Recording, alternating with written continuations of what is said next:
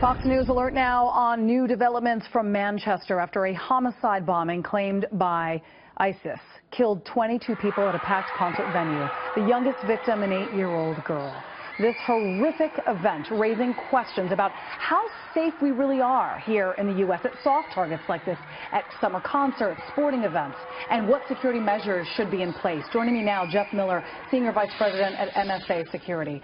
Thank you so much for talking to us. Thanks. You know, our stadiums, our arenas, these concert halls, they are soft targets, but they're easy targets. I mean, you have security preventing people from going in. What you need to do is best secure the perimeter in order to prevent this from happening. Did you see a gap in security at this particular terrorist attack? Well, there's a lot that we don't know right now, but just in looking at the events as they unfolded last night, one of the things I think we can take away from this tragedy is that there's really 3 different events. There's the load-in, there's the event, and then there's the egress or the exit. And I think a lot of times security providers predominantly focus on the load-in, so the front end of this, where they'll have standoff distances, appropriate perimeters, they'll screen vehicles, they'll screen people, they'll have explosive odor tracking canine dogs, things of that nature. But then after the event, sometimes there's not as great a focus on ensuring that you have a safety zone to release people into. I can remember when I was with the NFL, when Candlestick Park was open, we had some issues in the parking area and we made some changes with the police, and what we did was we swept the parking lot. So at kickoff, you either had to have a ticket and go inside, or you had to leave the area. So at the end of the game, the fans were released into an area that was much safer. Should there have been a wider perimeter? In other words, blocks. Without a ticket, you would not be able to gain access in this area. And then this person could have obtained a ticket. So then that's not even a 100% measure of keeping terrorists out. Is there anything that could have been done to prevent this, do you believe?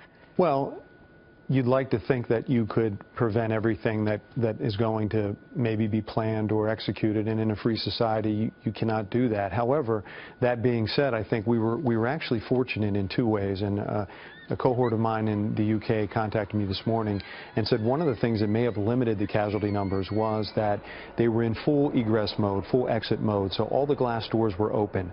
So because they were open when the explosion occurred, the blast wave had a place to go and dissipate somewhat instead of hitting the glass and perhaps sending shards of glass through other patrons as they tried to exit. So that was number 1. Number 2, it appears that the bomber detonated the device when the first wave of concert goers were exiting. So in other words, he didn't wait for them to pass his position so that he would have had people on all 360 degrees, and obviously we would have had a lot more casualties. So that was appropriate. But when you talk about the outside of the venue, it's very important. I think the learning point here is we have to do a better job on the exit. So before the exit occurs, having appropriate standoff distances, police, canines, out there, again, to create a buffer zone, if you will, so that fans that are exiting the venue have the opportunity to safely disperse to get to a point where the numbers are less. Anytime you go to a concert, they check your bag. I mean, they're always going to check backpacks. And so you check the backpacks further away from the arena so that you don't have